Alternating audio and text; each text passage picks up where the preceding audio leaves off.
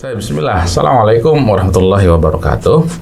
Alhamdulillah hamdan katsiran thayyiban mubarakan fih kama yuhibbu rabbuna wa yarda. Wa asyhadu an la ilaha illallah wahdahu la syarikalah wa asyhadu anna Muhammadan abduhu wa rasuluhu amma ba'd. Ikhwah sekalian, alhamdulillah di malam hari ini bertepatan dengan tanggal 5 Juli 2022 atau bertepatan dengan tanggal 5 Zulhijjah. Ada yang bilang seperti itu atau ada juga yang bilang 6 Zulhijjah 1443 Hijriah seperti itu, dan insya Allah kita mungkin hari Sabtu atau hari Ahad karena ada dua Lebaran, Sabtu insya Allah untuk Muhammadiyah dan Ahad non Muhammadiyah yang insya Allah melakukan udhiyah seperti itu. Dan alhamdulillah di malam hari ini kita akan bersama-sama membahas pertanyaan yang sudah antum kirimkan beberapa hari lalu maupun pekan lalu yang belum sempat kami bahas bersama pemateri kita. Dan alhamdulillah juga pemateri kita pada malam hari ini sudah ada di samping kita, dan sekali lagi beliau yang biasanya menemani kita dalam setiap kegiatan ABUM lagi safar, Ustadz Fauzi lagi safar, dan malam ini digantikan oleh anak beliau yang saat ini pun lagi mengambil pasca sarjana di Universitas Islam Madinah, Arab Saudi. Dan sebelum kita mulai membaca pertanyaan yang sudah antum kirimkan pada malam hari ini, kita sapa dulu pemateri kita, Ustadz Muhammad Az-Zahabi Basulana BA. Assalamualaikum Ustadz. Waalaikumsalam warahmatullahi wabarakatuh. Bagaimana kabar antum malam ini? Alhamdulillah, taib. Masih liburan ya dari Masih dalam suasana liburan, alhamdulillah. Alhamdulillah. Tapi Ustaz, sebelum kita mulai membacakan pertanyaan yang sudah masuk, mungkin antum ada sedikit pendahuluan. Fadhol Ustaz. Taib. Bismillah. Alhamdulillah wassalatu wassalamu ala Rasulillah wa ala alihi wa sahbihi wa mawala. Amma ba'd. Ikhwafillah yang dirahmati Allah dimanapun antum berada. Alhamdulillah kita masih diberikan nikmat kesehatan, nikmat kesempatan sehingga kita dapat berada pada hari-hari yang mulia, hari-hari yang diagungkan, hari-hari yang mana amalan kebaikan yang dilakukan padanya lebih Allah cintai daripada dikerjakan pada hari-hari lainnya. Oleh karena itu, bagi kaum muslimin yang mendapati hari-hari yang mulia ini, hendaknya memperbanyak syukurnya dengan menjalankan perintah ketaatan pada Allah Subhanahu wa taala, serta mempersiapkan diri tentu persiapan yang sangat penting adalah ketika ingin melakukan suatu ibadah, ketika ingin melakukan amalan, yaitu adalah mempersiapkan diri yang paling utama adalah dengan ilmu. Agar kita beribadah ada dasarnya, agar kita beribadah ada pondasinya, yaitu adalah dengan ilmu. Kita sebentar lagi akan melakukan ibadah kurban, kita sebentar lagi juga akan melakukan salat Id, maka kembali kita review pelajaran-pelajaran, nasihat-nasihat para asatidzah, para ulama tentang fikih berkurban, tentang fikih bagaimana menunaikan ibadah salat Idul Adha, tentu yang mana agar ibadah kita tidak sia-sia, agar ibadah kita diterima di sisi Allah Subhanahu wa taala. Dan yang tak kalah pentingnya adalah Allah tentang ibadah kurban, ada keterkaitannya dengan penyelenggaraan pemotongan hewan kurban, yang mana tentu panitia yang ada dimanapun antum berada yang mendapatkan amanah untuk menyalurkan hewan kurban atau untuk melaksanakan kegiatan tersebut hendaknya senantiasa menjaga sifat amanah dan profesional. Ya, amanah ini adalah sifat seorang muslim, kebalikan dari amanah adalah khianat, yang mana termasuk bagian dari sifat orang munafik. Semoga kita semua termasuk orang-orang yang senantiasa menjaga sifat amanah ini, dan tentu adalah dalam beramal dan beribadah selalu dasari dengan ilmu. Barakallahu fiik. Baik Ustaz, jazakallahu khairan atas pendahuluannya, dan kita membacakan pertanyaan yang sudah kita review, yang sudah kita terima beberapa hari lalu. Dan ini pertanyaan nomor 1 dari Retno di Sulawesi, nggak tahu Sulawesi mana ini. Beliau bertanya, Ustadz, jika seseorang sedih melihat saudaranya terkena musibah lalu terucap refleks, ya Allah semoga ia sembuh, apakah ia berdosa Ustadz?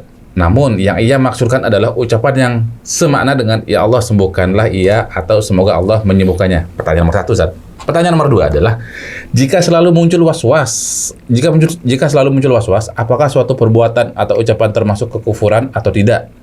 Apakah kita wajib untuk bertanya atau boleh mengabaikannya Ustaz dan tidak menanyakannya karena jika difikirkan terus-menerus was-was selalu datang. Syukron.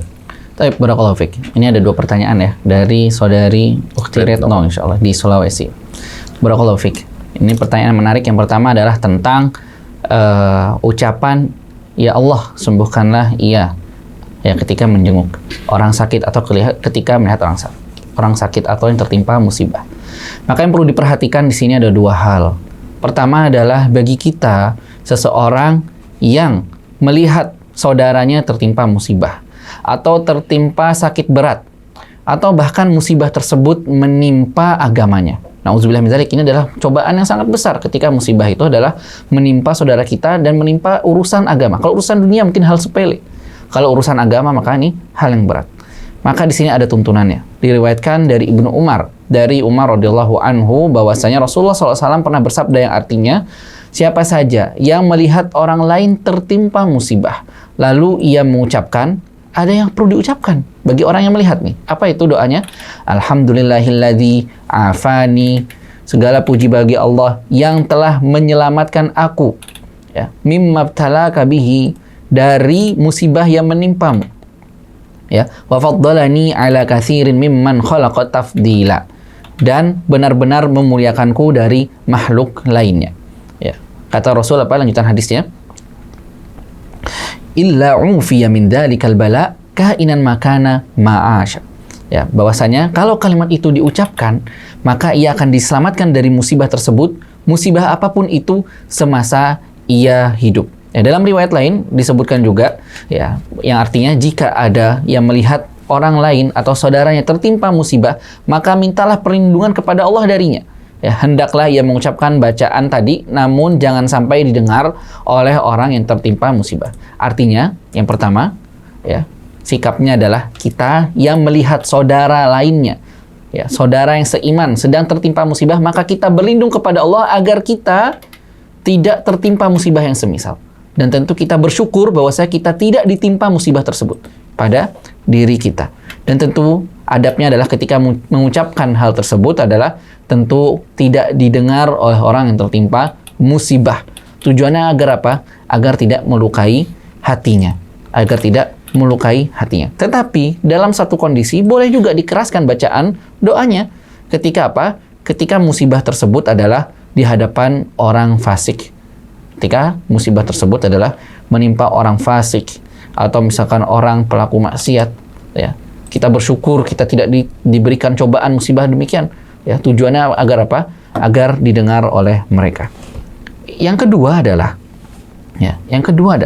ketika kita menjenguk atau melihat saudara kita yang tertimpa musibah, baik itu adalah terbaring lemas, sakit ataupun musibah lainnya, maka kita mendoakan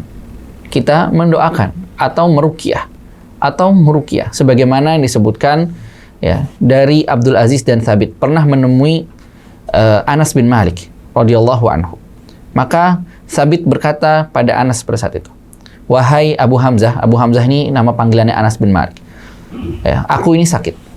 Aku sedang sakit. Maka Anas bin Malik berkata, "Maukah aku meruqyahmu?"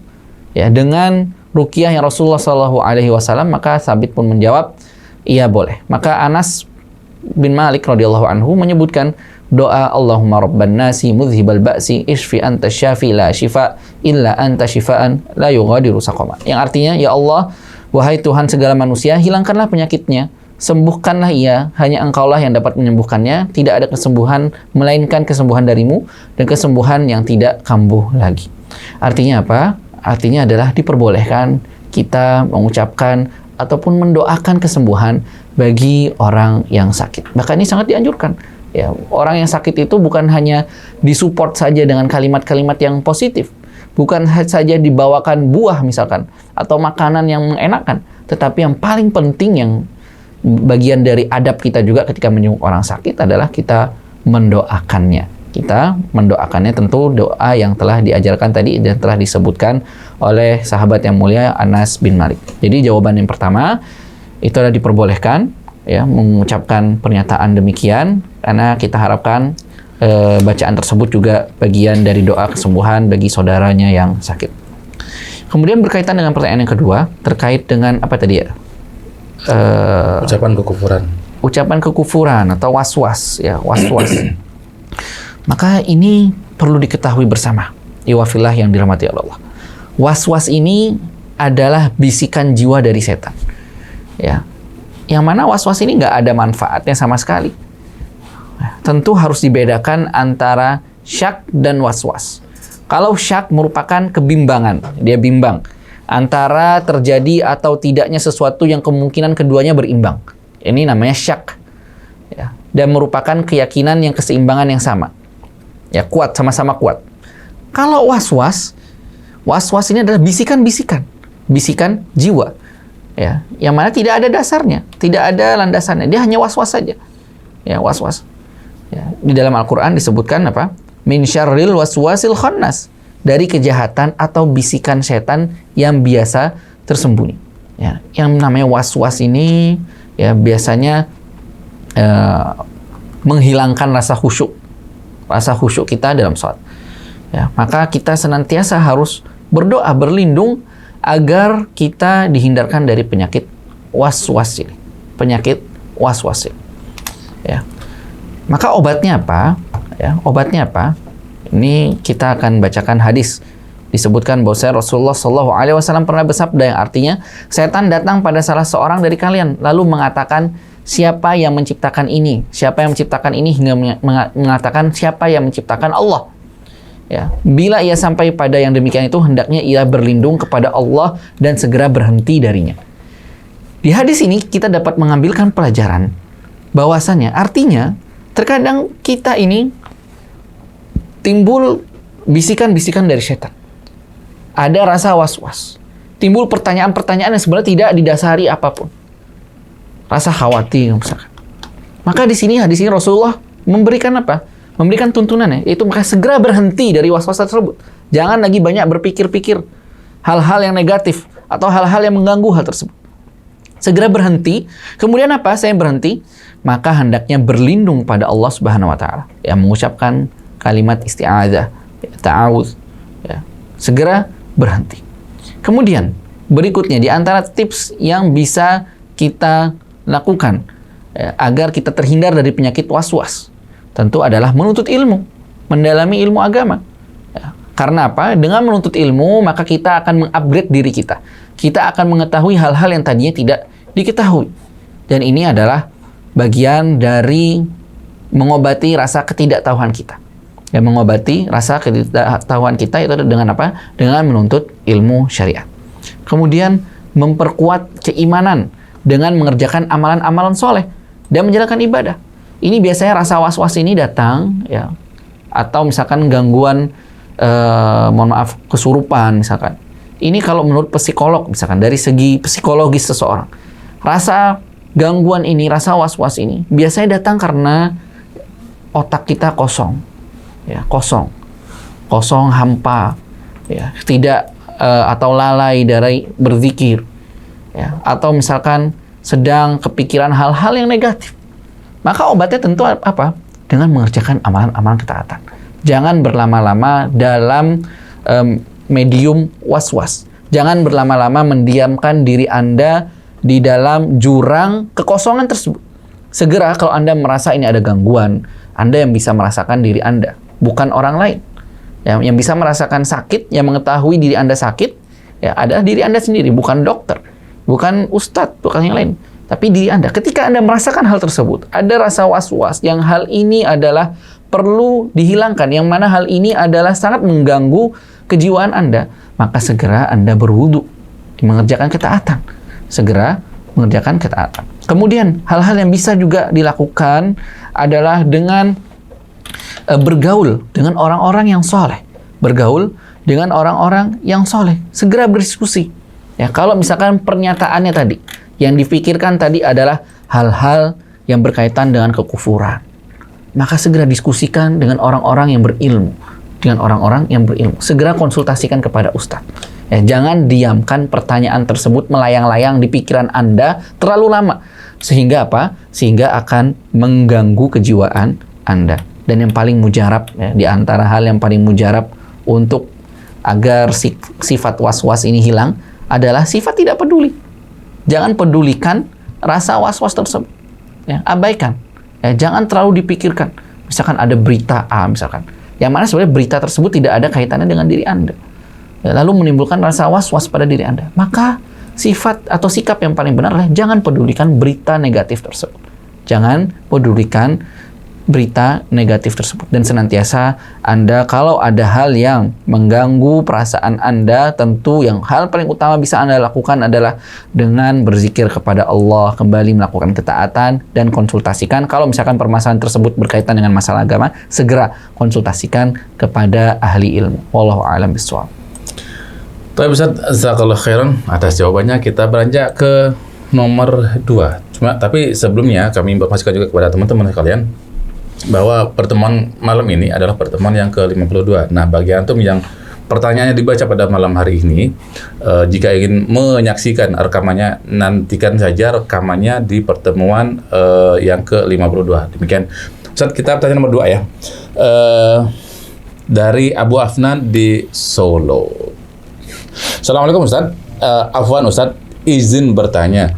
Kalau kita main game yang di dalamnya diperagakan sihir dan pengagungan berhala, apakah kita sebagai pengendali karakter dalam game tersebut juga terhitung melakukan syirik? Jazakallahu khair. Barakallahu fiik. Ini berkaitan dengan game, mungkin gamenya game online ya, bukan Game online.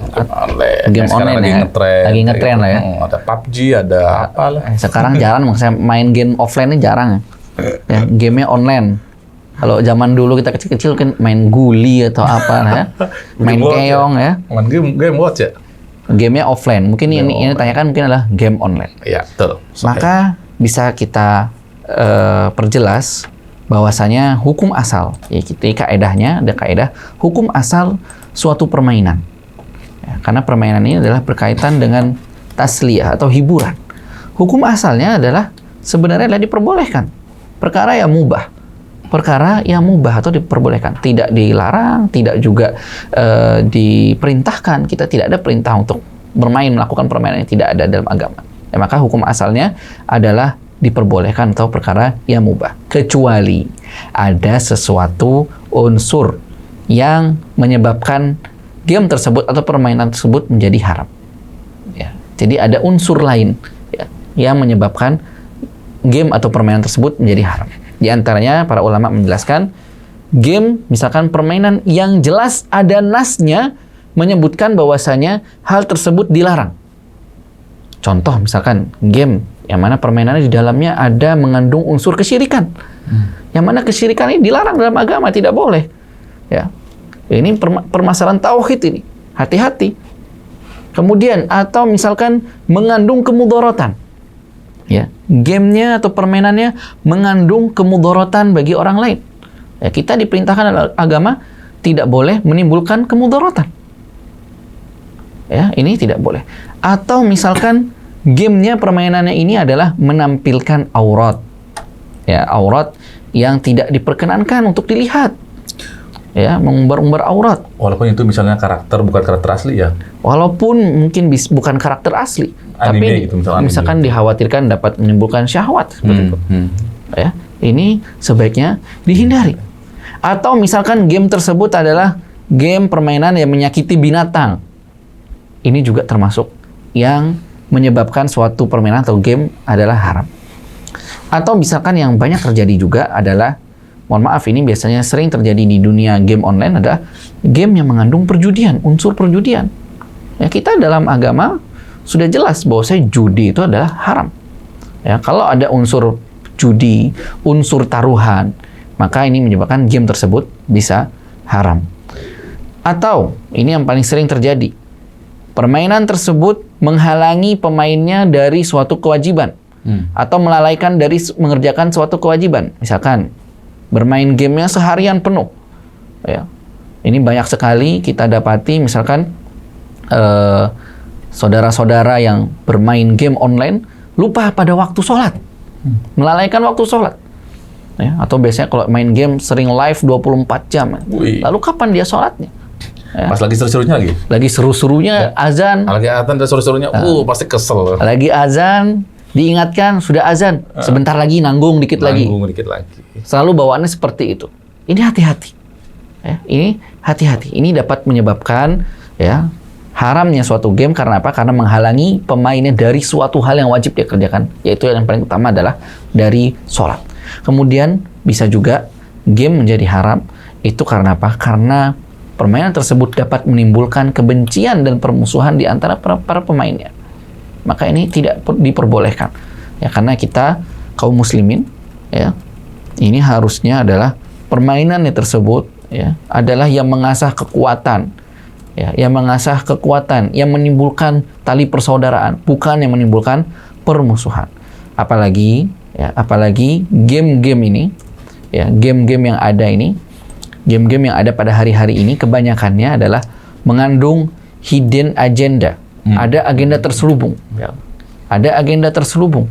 Apalagi adalah menjauhkan anak-anak kaum muslimin dari akidah-akidah, menjauhkan anak-anak kaum muslimin dari waktu sholat. Maka ini perlu diperhatikan bagi para orang tua khususnya. Memang tidak haram bermain game, tetapi perlu dicatat.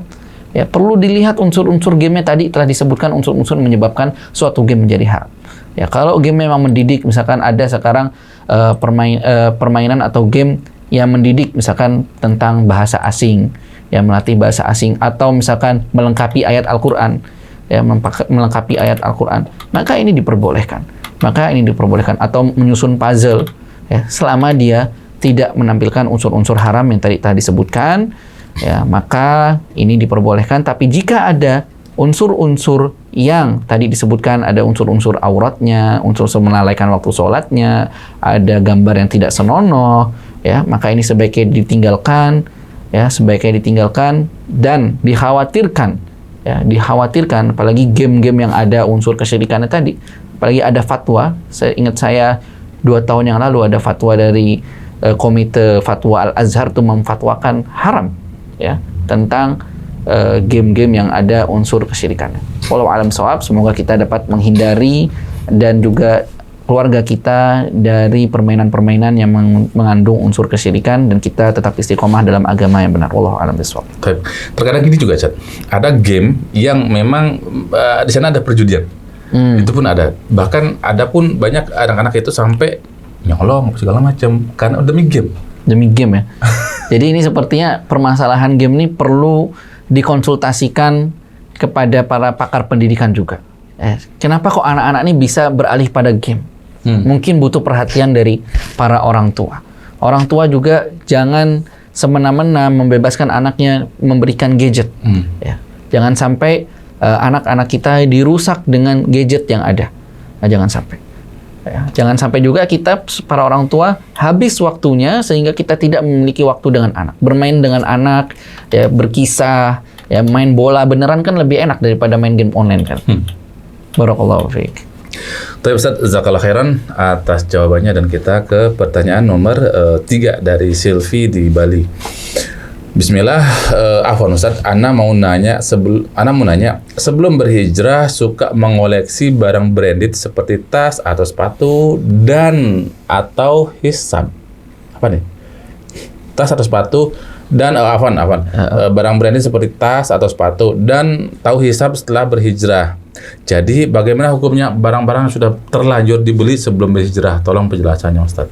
Barakallahu fiik. Ini berkaitan dengan seseorang yang mengumpulkan, suka belanja, koleksi, ya, mengoleksi, ya. Maka ikhwan fillah yang dirahmati Allah, ini yang perlu kita tekankan, bahwasanya Allah Ta'ala berfirman di dalam Al-Quran surah Al-A'raf ayat 31, Ya bani Adam, khudzu zinatakum inda kulli masjid wa kulu washrabu wa la tusrifu innahu la yuhibbul musrifin. Ya, bahwasanya, ya, wahai anak Adam, ambillah perhiasanmu ketika akan pergi ke masjid, makan dan minumlah secukupnya, wala tusrifu innahu la yuhibbul musrifin. Wala tusrifu, dan janganlah berlebih-lebihan. Sesungguhnya Allah tidak menyukai hambanya yang berlebih-lebihan. Ya.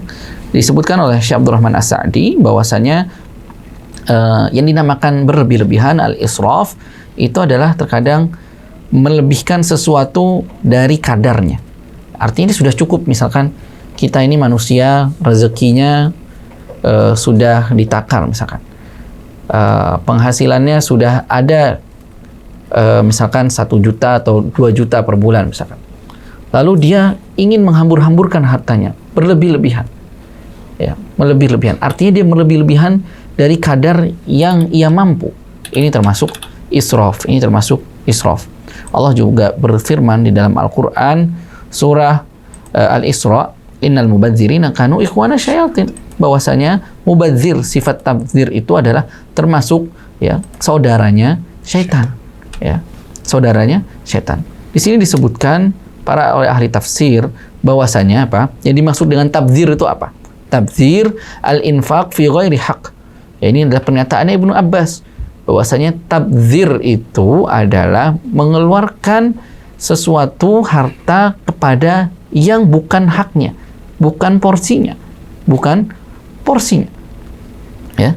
Di dalam ayat tadi disebutkan, mohon maaf, tadi di surat Al-Isra ayat 26 sampai 27, di awalnya tuh Allah berfirman, wa atidal qurba haqqahu wal miskina wa ibnas sabil wa la tubadzir tabdzira innal mubadzirina kanu ikhwana syayatin. Ya, kalau kita lihat di ayat ini diperintahkan wa atidal qurba haqqahu, dan berikanlah kepada kerabat-kerabat hak-hak mereka, dan orang-orang miskin dan ibnu sabil, orang-orang yang berpergian.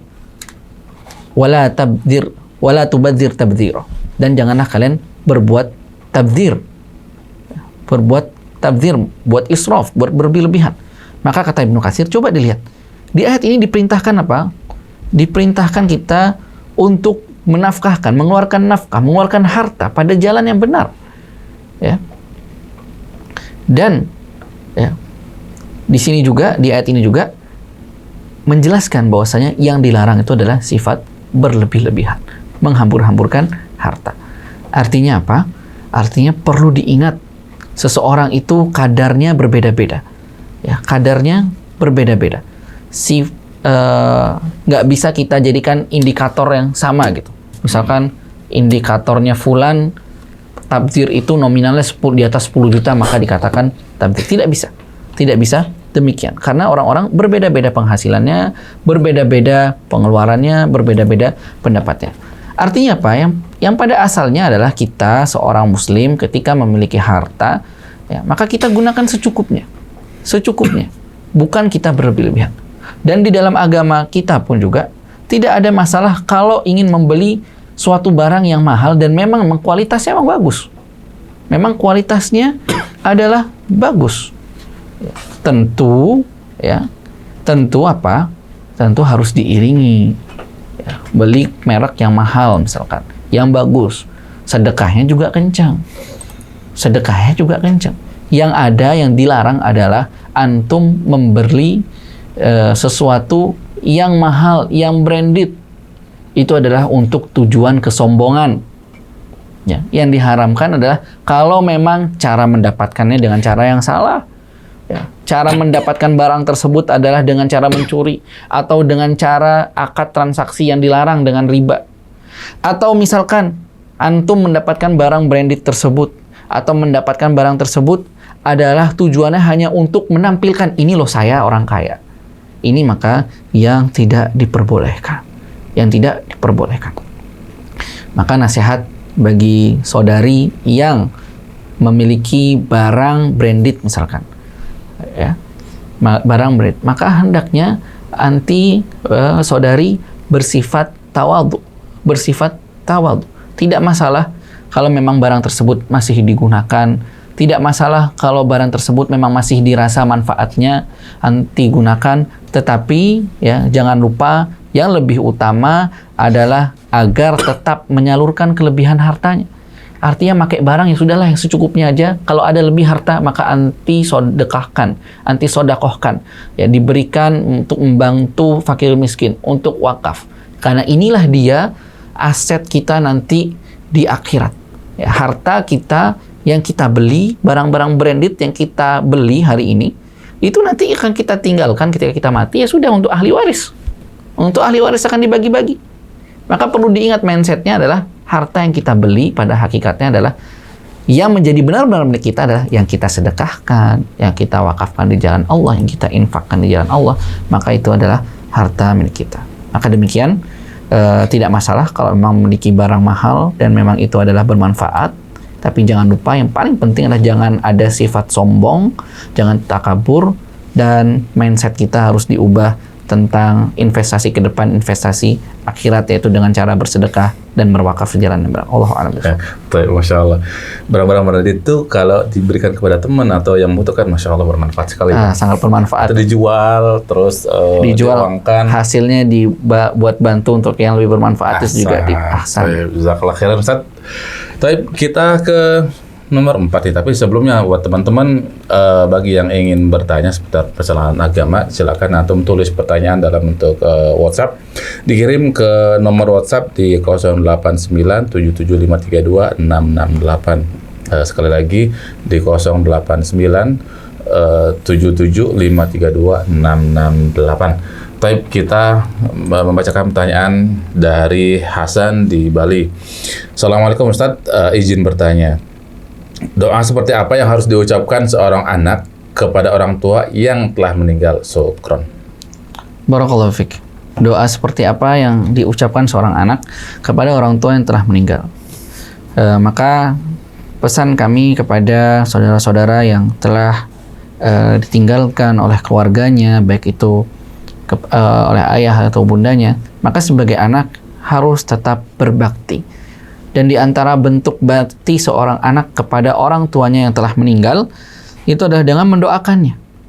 Dan bentuk doanya adalah secara umum yang mengandung makna tarahum wal istighfar, yang mengandung makna rahmat dan juga ampunan pada Allah. Di antara yang diajarkan oleh Rasulullah SAW adalah doa Allahumma inna fulan bin fulan fi dhimmatik wa habli jiwarik.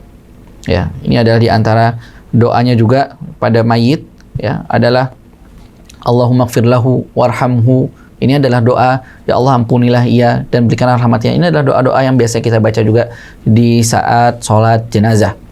Ya, kemudian di antaranya juga yang bisa kita lakukan, ya, untuk keluarga yang telah meninggal, bakti kita kepada orang tua ketika orang tua tersebut telah meninggal, sebagaimana yang disebutkan di dalam hadis Abu Usaid bin Rabi'ah As-Sa'di, ia berkata bahwa saya suatu saat dikisahkan bahwa kami pernah berada di sisi Rasulullah SAW. Ya, ketika itu ada datang seorang dari Bani Salimah. Ia berkata, wahai Rasulullah, apakah masih ada bentuk berbakti kepada orang tuaku ketika mereka telah wafat, telah meninggal? Maka Rasulullah bersabda, iya, masih tetap ada bentuk bakti kepada orang tersebut. Dan bentuknya disebutkan, ya, bentuknya adalah mendoakan keduanya, ya, meminta ampun untuk keduanya, memenuhi janji mereka setelah meninggal, ya, menjalin hubungan silaturahim atau kekerabatan, ya, dengan keluarga kedua orang tua yang tidak pernah terjalin.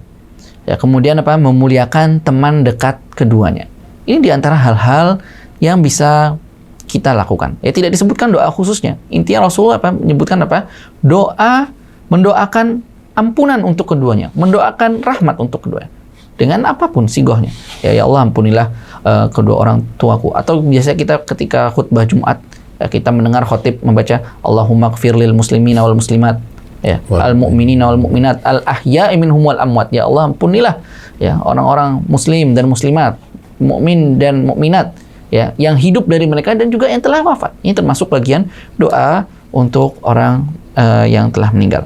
Ya, dikisahkan bahwasanya suatu ketika, ya, Abdullah bin Umar, ya, pernah jalan, ya, jalan, kemudian pernah safar menuju Mekah. Di tengah jalan ia bertemu dengan seorang badui. Ya, kemudian Abdullah bin Umar memberikan salam dan mengajaknya untuk naik ke atas kendaraannya. Ya. Kemudian perawi yang melewatkan ini, ya, muridnya Ibnu Umar, yaitu adalah Ibnu Dinar, berkata kepada Ibnu Umar, ya, semoga Allah memberikan kebaikan kepadamu. Ya, dia heran, kenapa kok Ibnu Umar ini melakukan orang badui tersebut dengan istimewa? Ya. Orang itu kan orang badui, ya cukup kasih seperlunya aja sudah cukup lah, dia sudah senang pasti. Maka Abdullah bin Umar berkata apa? Sesungguhnya ayah dari orang badui tersebut adalah kenalan baik ayahku, kenalan baik Umar bin Khattab. Ya, sedangkan saya pernah mendengar dulu Rasulullah SAW pernah bersabda, Inna abarral bir silatul waladi ahla wuddi abih. Ya, bahwasanya sesungguhnya sebaik-baiknya bakti berbuat baik adalah seseorang menyambung hubungan dengan keluarga dari kenalan baik ayahnya. Hadis ini diriwayatkan oleh Imam Muslim. Ya, maka bagi saudaraku yang telah ditinggal duluan oleh orang tuanya, di antara bentuk bakti kita dan juga menjaga hubungan baik orang tua kita dulu ketika masih hidup, ya, dengan kerabatnya, ya, menjaga hubungan baik dengan kerabat orang tua kita atau dengan sahabat-sahabat orang tua kita yang dahulu ketika masih hidup dia menjadi teman dekat ayah kita atau orang tua kita, maka ketika meninggal ayah kita atau orang tua kita meninggal, maka kita sambung kembali hubungan tersebut kepada keturunannya sebagaimana tadi yang tadi kisahkan oleh Ibnu Umar radhiyallahu anhu. Taib. Ustaz, jazakallahu khairan atas jawabannya, semoga bermanfaat bagi yang bertanya maupun bagi yang menyimak kajian pada malam hari ini. Tapi Ustaz, kita ke pertanyaan nomor 5 dari siapa nih? Dari Ukhti Mirna sepertinya dari Tabanan. Ustaz, apa hukumnya jika apa hukumnya jika seseorang tanda kutip mantan suami memisahkan anak dari ibunya selama bertahun-tahun, dan apa hukumnya mantan suami yang tidak pernah memberi nafkah untuk anaknya yang masih kecil walaupun sudah bercerai? Mantan suami yang tidak pernah memberi nafkah dari semenjak lahir sampai si anak sekarang berumur 3,5 tahun. Barakallahu fiik, ya. Maka perlu dilihat ini apa hukumnya jika seorang mantan suami memisahkan anak dari ibunya selama bertahun-tahun. Berarti bikin aja nggak ditanggung jawab gitu? Nggak ada tanggung jawabnya kan ya. Ini soalnya tadi mantan suami ya? Iya. Mantan suami artinya dia sudah berpisah. Maka ini perlu kita ingat, ada hadis yang disampaikan oleh Imam Al-Mundhiri dalam kitabnya Targhib At-Tarhib. Ya, disinggung bahwasanya Abu Ayyub pernah berkata, aku pernah mendengar Rasulullah SAW bersabda yang artinya barang siapa memisahkan ibu dari anaknya, maka Allah akan memisahkan pula dia dengan para kekasihnya di hari kiamat. Hadis riwayat Tirmizi dan Daruqutni. Maka para ayah atau yang telah berpisah, maka jangan sampai memisahkan anak dengan ibu kandungnya. Ya.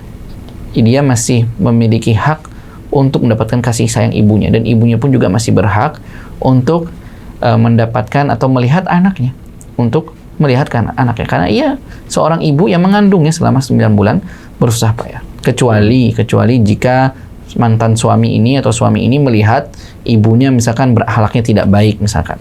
Ini lain lagi.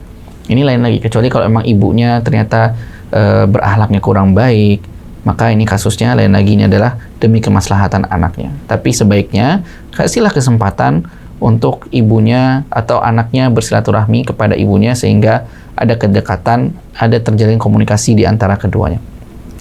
Berkaitan dengan pertanyaan berikutnya tentang mantan suami yang tidak pernah memberi nafkah, ya, maka ini perlu dipertanyakan lagi, perlu dipertanyakan kembali. Kenapa dia tidak memberikan nafkah? Kenapa ia tidak diberikan nafkah? Apakah itu adalah karena anak dari mantan istrinya? Anak mantan istrinya. Perlu diketahui bahwasanya tidak ada istilah mantan ibu, mantan bapak, mantan anak pun nggak ada. Ya kan? Ini mantan anak saya nggak ada. Mantan ibu ada tidak? Mantan ayah nggak ada. Kalau mantan istri ada. Ya, mantan istri ada. Dan ini menunjukkan apa? Mati Allah, anak itu adalah tetap menjadi tanggung jawab ayahnya. Ini adalah nafkah, wajib hukumnya ayah memberikan nafkah ya kepada keluarganya, ya, kepada keluarga. Wabil khusus lagi adalah kepada anaknya, ya, kepada anaknya.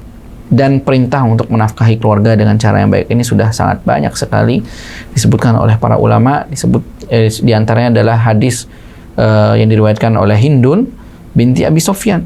Ya, ketika itu Abu Sufyan tidak memberikan nafkah yang cukup untuk Hindun, maka Hindun melapor kepada Nabi.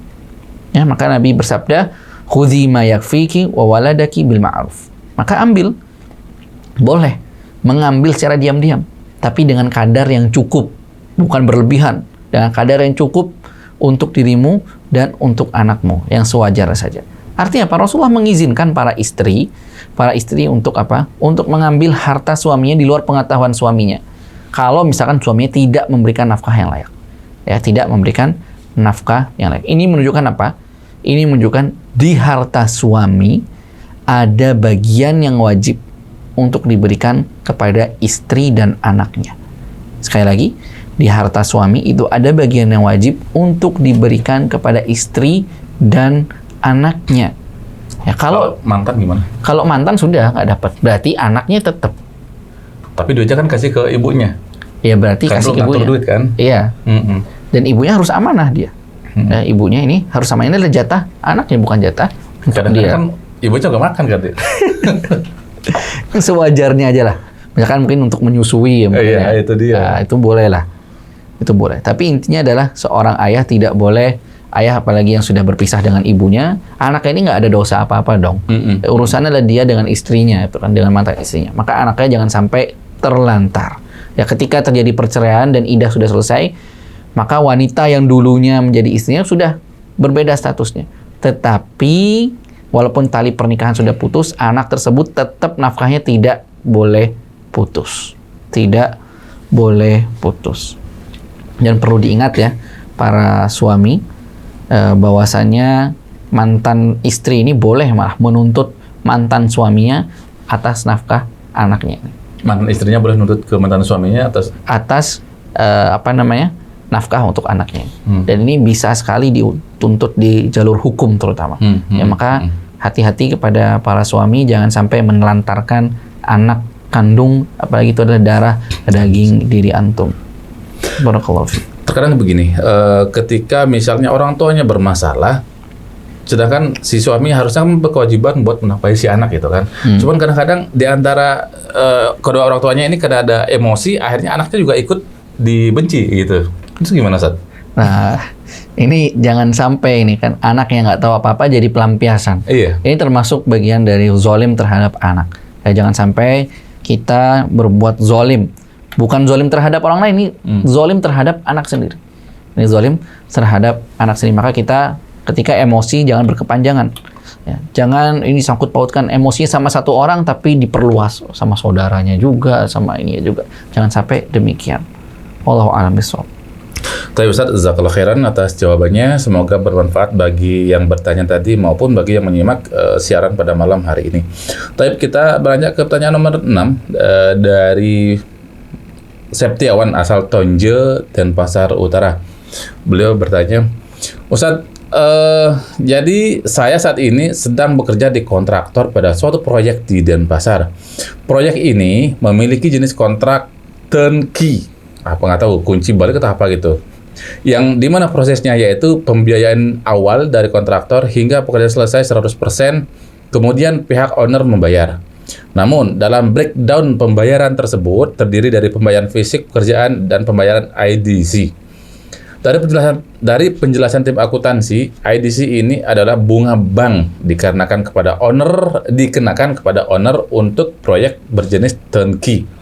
Pada tiap minggunya, saya dipercaya untuk mengawasi dan memeriksa perhitungan IDC terhadap persentase progres yang telah dicapai. Yang mau saya tanyakan, panjang kali lebar Ustaz ya. Terus pertanyaannya cuma ini. Yang mau saya tanyakan Ustadz, terhadap hadis tentang riba, Allah melaknat pelaku, penyetor, pencatat, saksi riba. Apakah saya termasuk salah satu orang yang dilaknat oleh Allah? Syukran Ustaz. Barakallahu fiik. Ya, kita telah mengetahui bersama tentang haramnya riba dan dosa dari riba. Ya, dosa yang sangat besar sekali riba. Maka kita sebagai kaum muslimin hendaknya berhati-hati dari terjerumus perbuatan riba ini. Kita sebaiknya berhati-hati dan meninggalkan apa-apa yang bersinggungan dengan riba. Ya, tentang pekerjaan yang ditanyakan ini, wallahu a'lam bishawab, ya, kami belum bisa menjawabnya dengan detail mungkin, ya, karena ini dia posisinya sebagai apa dia di sini. Kalau misalkan dia dari pihak banknya, ya, dia berprofesi dari mewakili dari pihak banknya, ini termasuk pekerja di bank dalam bentuk ta'awun al-itsmi wal udwan. Ya, maka ini tidak diperkenankan. Ya, sebaiknya menghindari perkara-perkara yang syubhat. Di antara nasihat yang sangat penting adalah kita merenungi hadis Rasulullah SAW bahwasanya Yang halal itu kata Rasul sudah jelas, yang haram itu sudah jelas. Ya. Di antara keduanya ada perkara-perkara yang samar. Ya. Termasuk perkara-perkara yang samar adalah banyak sekali perkara-perkara kontemporer pada hari ini.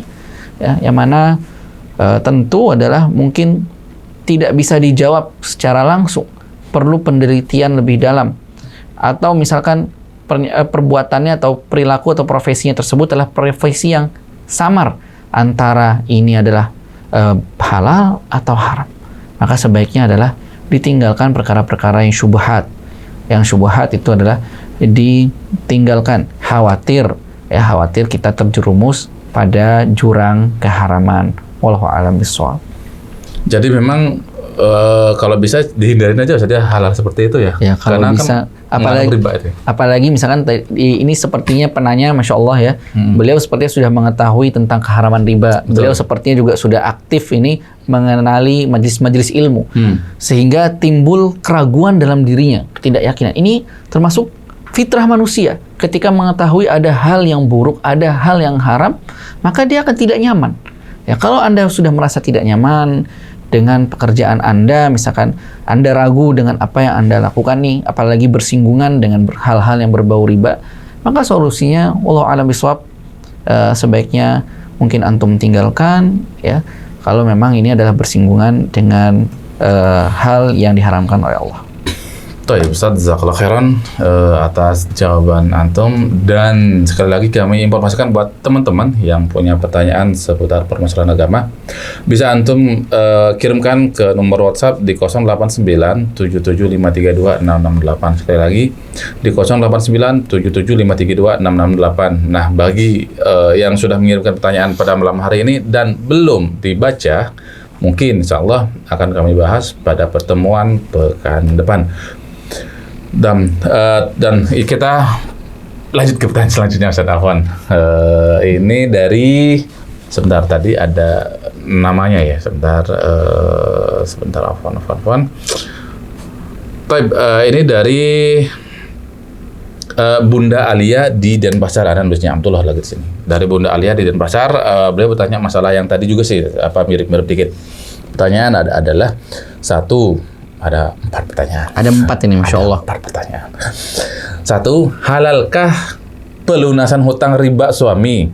Tanda kurung, istri dan anak-anak tidak pernah tahu sebelumnya, yang diambil dari 100% gaji nafkah suami yang biasanya diterima tiap bulan untuk kebutuhan keluarganya, di mana istri dan anak-anaknya sudah mengikhlaskan agar keluarga lekas terbebas dari hutang riba. Ini jawab satu-satu atau langsung pertanyaan? Jawab satu-satu aja dulu ya. Oke, tanya silakan. Baik, barakallahu fiik. Ini adalah tentang halalkah pelunasan hutang riba. Ya, maka barakallahu fiik, jika misalkan kita sudah mengetahui tentang haramnya riba dan misalkan antum terjerat dengan hutang riba, maka sebaiknya bersegera untuk melunasinya. Ini tentu adalah perkara yang baik. Kita segera melunasi hutang-hutang kita. Ya, Rasulullah SAW pernah bersabda yang artinya adalah menunda pembayaran utang dari orang yang kaya kalau memang dia memiliki harta dan dia berhutang, tapi dia nunda-nunda. Ya, kata Rasul apa? Ini adalah sebuah kelaliman. Maka jika salah seorang dari kalian dipindahkan kepada seorang yang kaya, maka ikutilah. Adapun juga kalau sengaja menunda pelunasan, maka ini termasuk hal yang diancam oleh Rasulullah SAW. Ya, kata Rasul apa? Demi yang jiwaku ada di tangannya. Seandainya ya seorang laki-laki terbunuh di jalan Allah, kemudian apa? Kemudian dihidupkan lagi, lalu dia terbunuh lagi 2 kali, dan dia masih punya utang, apa kata Rasul? Maka dia tidak akan masuk surga sampai hutangnya tersebut dilunasi. Maka sebaiknya jika ada hutang segera dilunasi. Jika ada hutang yang terkait dengan riba, boleh segera dilunasi. Apalagi di sini, ya, kalau memang keluarga sudah membolehkan, sudah mengizinkan. Ya, tentu nafkahnya di sini disebutkan diambil dari gaji nafkah 100%, yang biasanya tiap bulan untuk kebutuhan keluarganya. Ya, kalau memang keluarganya sudah ikhlas, tapi tentu di sini, mohon maaf, ikhlasnya di sini saya nggak tahu nih. Apakah ini termasuk nggak ada uang makan atau uang Nah, apa? itu nggak Ini dijelasin, saya nggak Ustaz. dijelaskan di sini ya. Ya tentu harus, yang paling utama adalah ya, harus dilihat prioritasnya, kadarnya. Harus dilihat apakah sudah sesuai, ini mampu nggak nih? Uangnya gaji bulan ini saya pakai untuk bayar hutang agar saya terlepas dari riba semuanya. Boleh, dengan catatan apa? Dengan catatan keluarga tidak terlantar pada bulan itu. Ya. Kalau keluarga sudah ikhlas, keluarga tidak terlantar, maka silahkan tabungan tersebut atau gaji pada bulan tersebut dipakai untuk segera membayar utang. Wallahu a'lam bishawab. Semoga ini termasuk dari bab kebaikan segera berlepas diri dari utang riba. Taib. Pertanyaan kedua dari orang yang sama. Apakah termasuk riba jika seorang developer menjual tanah yang bertahun-tahun sebelumnya dibelinya dengan harga pada tahun tersebut, kemudian dijual dengan harga pasar saat ini? Taib.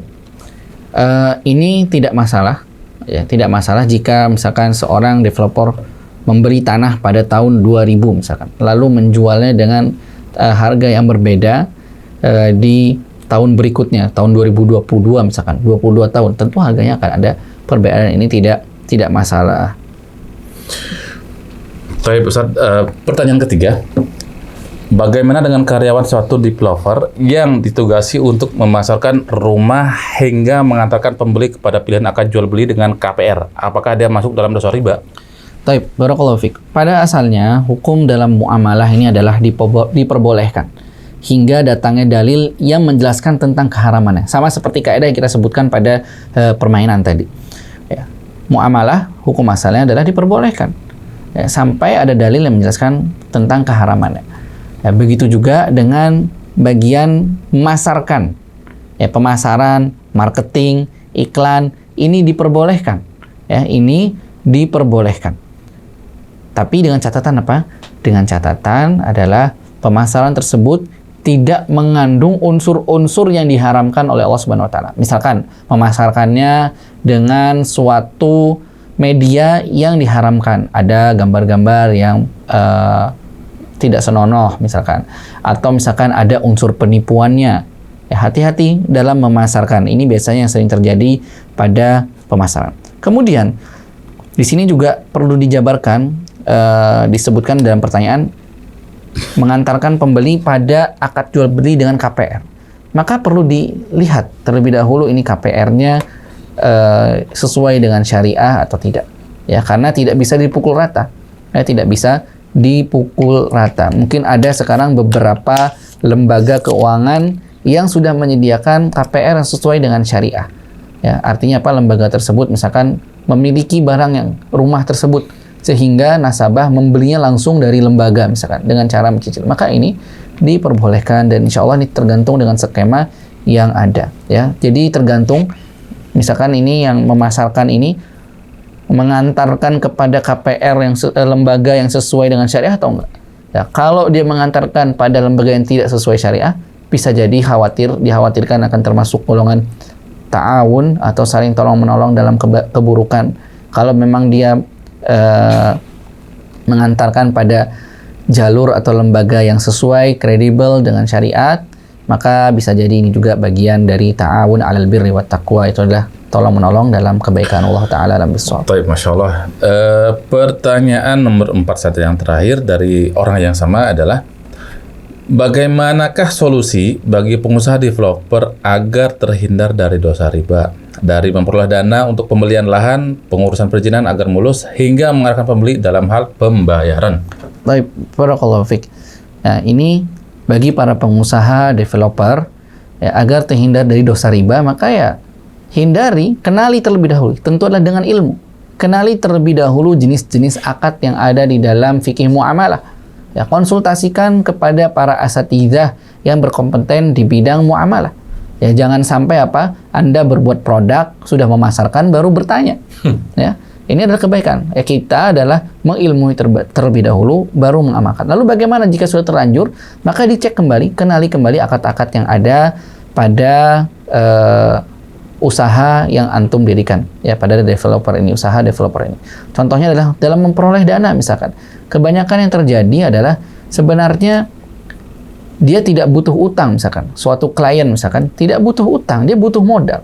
Kalau butuh modal maka tidak perlu utang. Mungkin Anda bisa bersyarikat, ya, bisa menggunakan akad syarikat atau bagi hasil, maka ini lebih baik, ya, lebih baik. Dalam urusan perizinan, ya, dalam urusan perizinan, ya, kita usahakan dengan perizinan yang legal sesuai dengan dasar hukum yang berlaku di negara. Ya, kalau misalkan ada pegawai-pegawai yang nakal, misalkan, ya, tidak semuanya, saya katakan oknum misalkan, ya, oknum, ini perlu dilaporkan pada instansi yang berwenang, pada instansi yang berwenang. Namun jika memang tidak mungkin terjerumus dari itu, maka tidak masalah misalkan untuk menyogok, ini termasuk yang diperbolehkan, ya, menyogok yang diperbolehkan itu manakala memang itu adalah hak antum, itu adalah misalkan hak antum, lalu antum dipersulit, maka ini termasuk yang diperbolehkan. Ya, kemudian untuk mengarahkan pembeli dalam hal pembayaran, tentunya pengusaha developer harus kritis, harus jeli dalam melihat lembaga keuangan syariah yang memberikan pemodalan, memberikan pembiayaan yang sesuai dengan syariat. Dan ini insya Allah, ya, pada hari-hari ini sudah banyak sekali lembaga yang ada yang sesuai syariah. Tentunya harus dibaca akadnya yang mana sesuai dengan syariah, tidak ada unsur ribanya dan tidak ada unsur menzolimi. Ya, ini biasanya yang terjadi adalah unsur zolim, ya, tidak mampu bayar, nanti akan disita langsung. Ini adalah unsur zalim. Atau memberikan pinjaman tanpa melihat ini kemampuan bayarnya bagaimana. Ya. Ini adalah termasuk unsur zalim yang biasanya ada pada lembaga keuangan, asal saja memberikan hutang tetapi tidak melihat kapasitas nasabah, apakah dia mampu atau tidak. Ya, biasanya itu diatur biasanya di dalam nasabah. Wallahu a'lam bishawab. Tapi Ustaz, ini pertanyaan dari Adifa di Denpasar. Ustaz mau bertanya, bagaimana cara mengetahui kalau si fulan itu jodoh kita? Sudah istikharah masih saja ragu dan ada kekhawatiran, namun selama prosesnya sampai khitbah selalu dimudahkan. Apakah keraguan ini hanya was-was dari syaitan saja? Taib, barakallahu fik. Ini kepada saudara yang saudari ya. Ya, pada saudari yang sedang mencari ikhtiar dalam dunia perjodohan.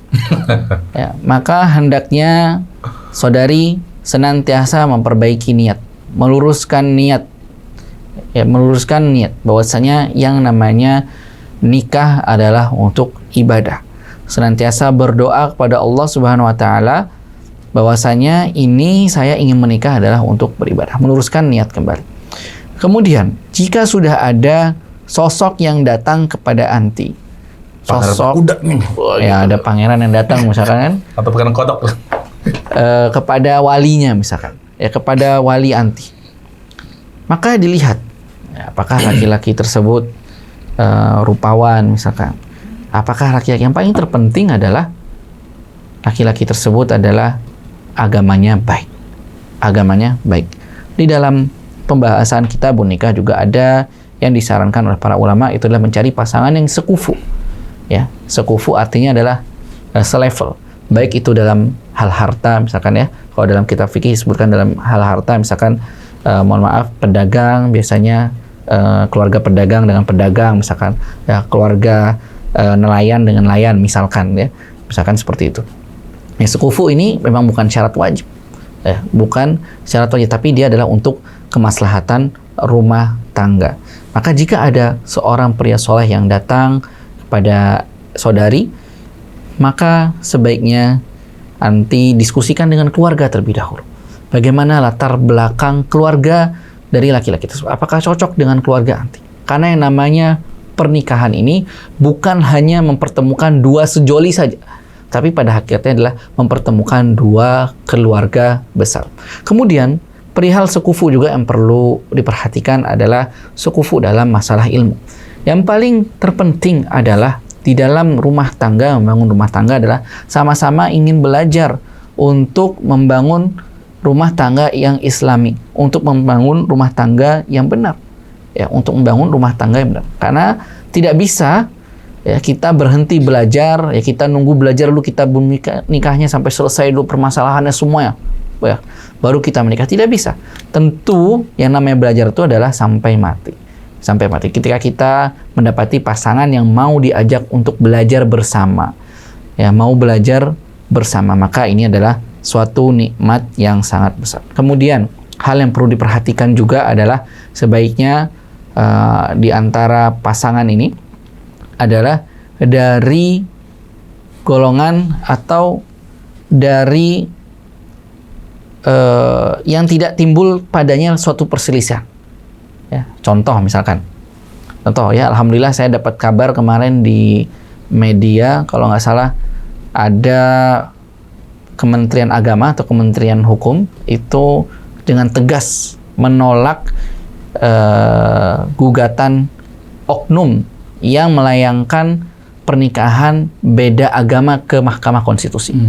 Ya, artinya apa? Negara ini sangat menekankan sekali agar apa? Agar para penduduk negara Republik Indonesia menikah sesuai dengan agama, kesesuaian dalam beragama. Di antara kemaslahatannya apa? Agar tidak timbul perbedaan pendapat, ya, agar seseorang dapat membangun rumah tangganya dengan agama yang benar. Seorang Muslim tentu harus dengan muslimah, ya. Seorang Muslim ya tentu harus dengan muslimah agar apa? Agar membangun rumah tangga yang harmonis, agar tidak terjadi perselisihan. Ya, komunitas Muslim yang A, ya, tidak ada keharaman untuk menikah dengan komunitas Muslim yang B. Tetapi apa yang harus dihindari adalah jangan sampai ya pernikahan antara komunitas A dan komunitas B. Ya, terkadang kan komunitas di sini bisa juga suku, ya. Ini juga perlu diperhatikan. Ya, terkadang beda adat. Ya, misalkan di sini di Bali menyebutkan A itu artinya adalah baik, namun dimaknai dalam suku lain mungkin buruk. Nah, ini juga tidak elok juga, ya, karena menimbulkan perbedaan, ya, komunitas atau suku. Maka sebaiknya harus satu agama, satu pemahaman, kalau bisa yang sama-sama dimengerti. Yang paling terpenting adalah perihal komunikasi. Jangan sampai membangun rumah tangga itu adalah tidak ada komunikasi. Tidak ada komunikasi ataupun juga terkesan kaku. Terkesan kaku, misalkan hanya kepada sosok tertentu saja yang menjadi rujukan, kemudian menutup mata dari dunia luar, ya, menutup mata dari dunia yang sangat luas. Ini ulama sangat banyak, ya, yang jadi tempat rujukannya juga yang kredibel juga ada, ya. Jangan sampai kita membangun rumah tangga inginnya komunitas tertentu saja, melihat sangat sempit. Ini juga dapat mempersusah saudari dalam mencari pasangan. Ya, dunia ini luas. Ya, dunia ini luas. Pasangan ini juga banyak para jomblo juga yang siap meminang. Dan yang paling terpenting terakhir di dalam soal ini ada tentang keraguan atau was-was. Ini perlu dihilangkan. Ya, perlu dihilangkan rasa ragu-ragu dan was-was. Dan ini biasanya, ya, ini terjadi karena apa? Adanya was-was atau ragu saat menanti pernikahan. Ini karena biasanya waktu antara khitbah dan pernikahannya lama. Ya.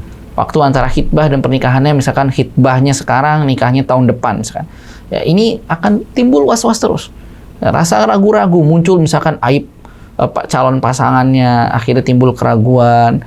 Ya, maka ini perlu dihilangkan. Perlu dihilangkan, dan obatnya adalah bersegera untuk ke jenjang yang lebih serius, untuk yang halal. Jangan kelamaan menggantung, ya.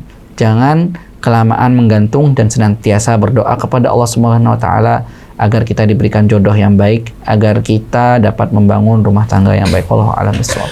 Tapi Ustaz, ini mewakilin pertanyaan bagi para jomblo nih. Mungkin pertanyaan gini, Ustaz.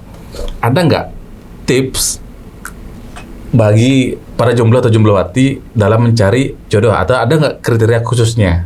Dan tipe-tipenya seperti apa? Kriteria khususnya, ya, intinya yang seakidah, yang paling utama, ya, karena yang seakidah. Yang paling utama karena kita diperintahkan untuk menikah itu bukan hanya membangun rumah tangga di dunia saja, tapi visinya adalah visi akhirat. Maka tentu yang paling utama adalah seakidah, yang tentu berakidah yang lurus, ya, agama yang benar, ya. Li jamaliha limaliha linasabiha, itu kriteria yang pertama. Emang lihat karena rupawannya, karena hartanya, karena nasabnya. Tapi 3 poin ini akan menjadi bernilai 0 kalau poin terakhir ini tidak diperhatikan, yaitu apa? Agamanya. Agamanya harus baik. Agamanya baik bagaimana? Kriterianya simpel saja. Misalkan ada laki-laki yang memang menjaga sholat 5 waktu, rajin hadir di kajian, maka ini sudah bisa menjadi kriteria dia, misalkan lelaki yang soleh, misalkan laki yang soleh. Dan tentu dalam perihal mencari jodoh ini, Tipsnya Naam. tipsnya lagi ini. Memiliki catatan untuk kriteria jodoh itu diperbolehkan. Dibolehkan. Dibolehkan saja. Misalnya harus nggak masalah. ini gitu. Silahkan. Tapi juga harus tahu diri dong. Iya, ngaca juga kan? Harus ngaca juga. Ya, harus ngaca juga. Pengennya kayak bidadari, sebenarnya dirinya Pinginnya enggak. kayak misalkan pinginnya mendapatkan istri yang sesoleh Aisyah. Waduh, tapi dirinya nggak dirinya kayak Abu Jahal. Ini kan antara bainas sama wal ard, antara langit dan bumi. mau. Bahan sama wal sumur. Iya. Bainas sama was sumur sekalian ya. Maka ini perlu diperhatikan bagi para jomblo dan jomblowati ya. Kita harus mengaca diri juga. Kalau kita maunya ekspektasi yang tinggi, maka kita juga harus ekspektasi menjadi diri yang juga berkualitas juga. Ya. Kalau enggak ya sudah, tahu diri juga, ingat umur juga ya.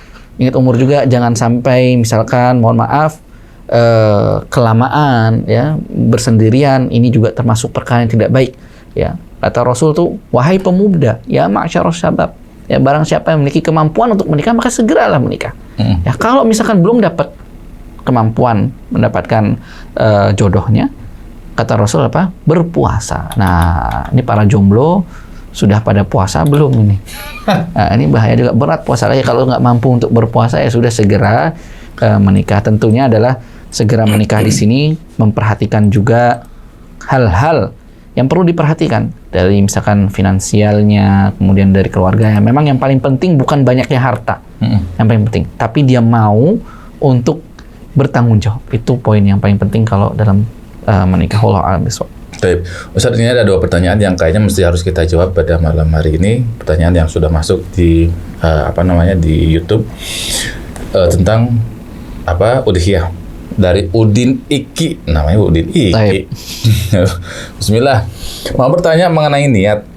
Apabila kita sudah niat berkurban jauh-jauh hari, tiba-tiba orang tua atau keluarga sangat membutuhkan uang secara mendadak, mana yang harus didahulukan, Ustaz? Syukran. Taib.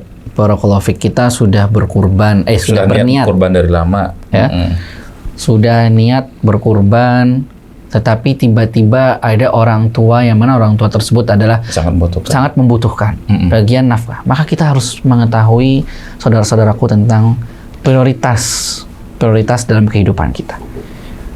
Yang namanya kurban, jumhur ulama menyatakan hukumnya adalah sunnah muakkadah. Sunnah yang ditekankan.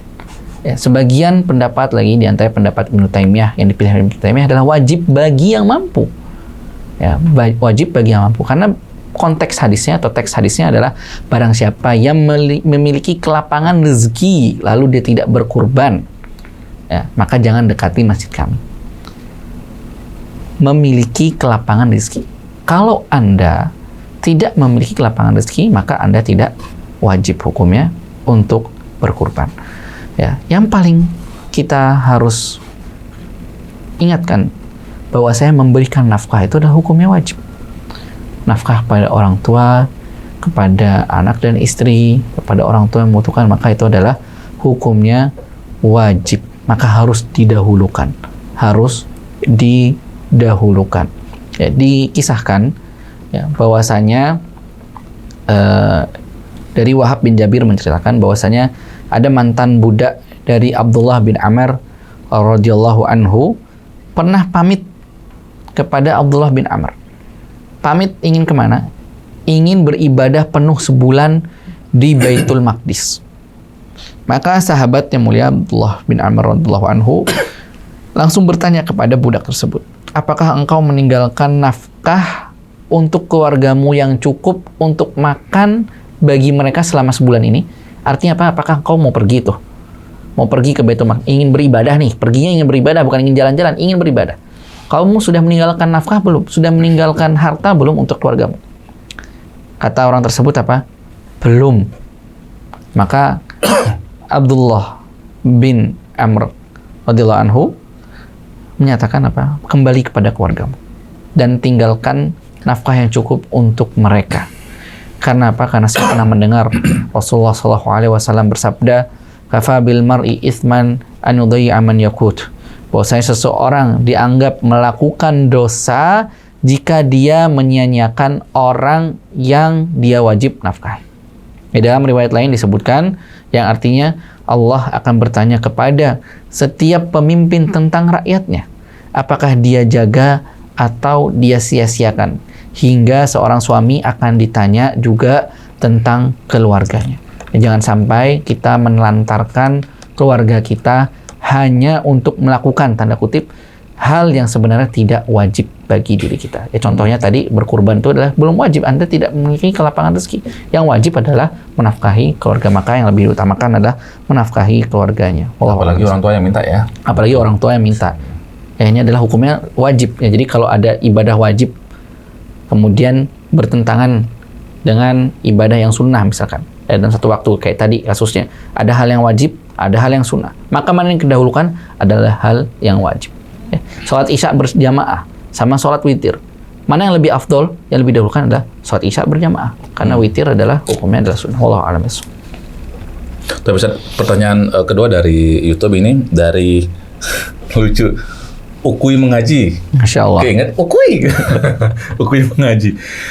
Beliau bertanya, Assalamualaikum Ustaz, Ana mau bertanya, Ustaz, apakah boleh perempuan yang sedang halangan atau haid masuk masjid dan baca Al-Quran? Mohon penjelasannya Ustaz, jazakallah khair.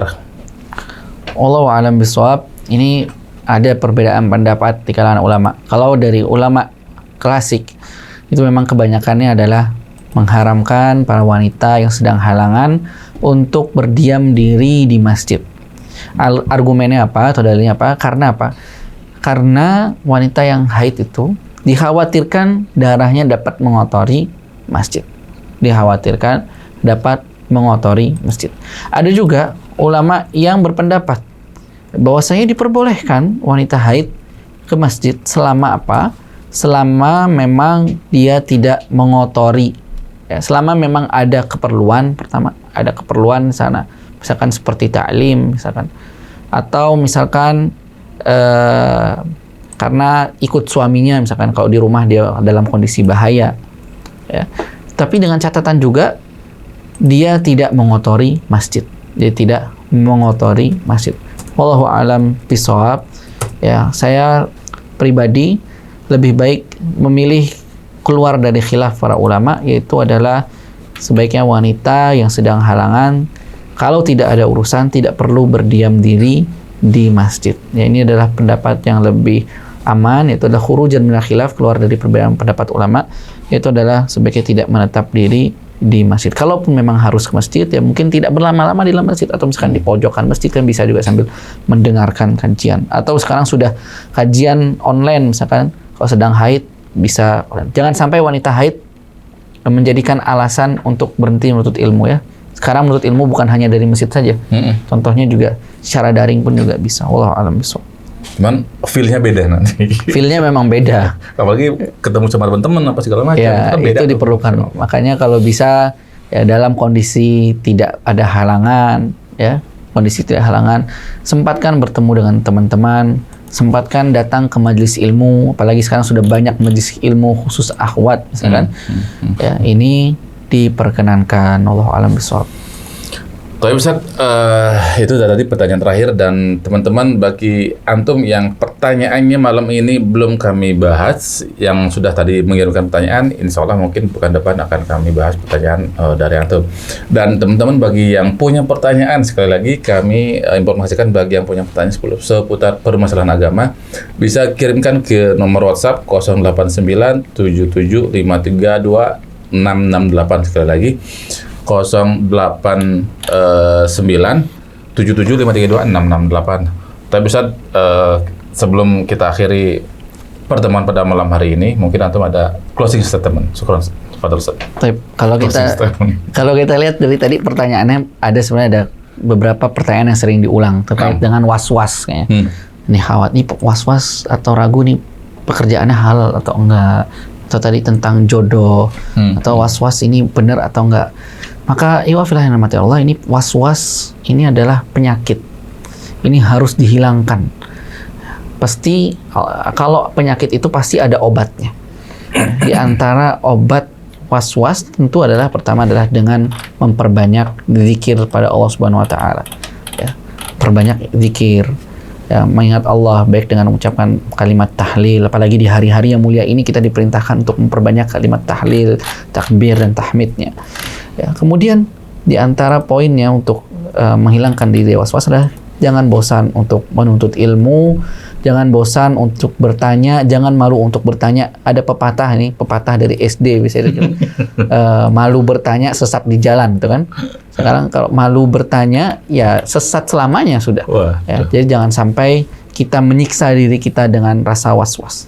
Bertanya, kemudian beramal soleh, melakukan ketaatan, agar kita tidak dirundung dengan was-was. Apalagi banyak sekali informasi-informasi di media yang mungkin dapat mempengaruhi keputusan dalam hidup kita atau dapat mempengaruhi kehidupan kita karena kita kebanyakan dengerin media sosial, dengerin berita dengan informasi.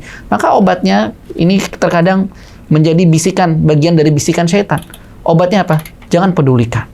Jangan pedulikan hal-hal negatif tersebut, senantiasa berlindung diri pada Allah Subhanahu wa taala dari hal-hal yang negatif, kemudian mengangkat diri, mengangkat kebodohan dalam diri ini dengan terus belajar dan tetap berdoa agar kita senantiasa berada di lindungan Allah Subhanahu wa taala dan juga agar kita senantiasa istiqomah dalam agama yang benar. Allah taala bersab. Ustaz, jazakallahu khairan atas penutupannya, dan kami informasikan juga bagi teman-teman yang ingin melihat lagi rekaman pada malam hari ini, silakan nanti antum lihat di YouTube rekaman Anda bertanya Ustaz menjawab atau album episode yang ke-52. Jadi pertanyaan-pertanyaan yang kami bahas pada malam hari ini itu ada di pertemuan yang ke-52. Tapi Ustaz, kita akhiri saja pertemuan pada malam hari ini dengan baca doa kafaratul majelis. Subhanakallahumma wa bihamdika asyhadu an la ilaha illa anta astaghfiruka wa atubu ilaik. Assalamualaikum warahmatullahi wabarakatuh. Waalaikumsalam.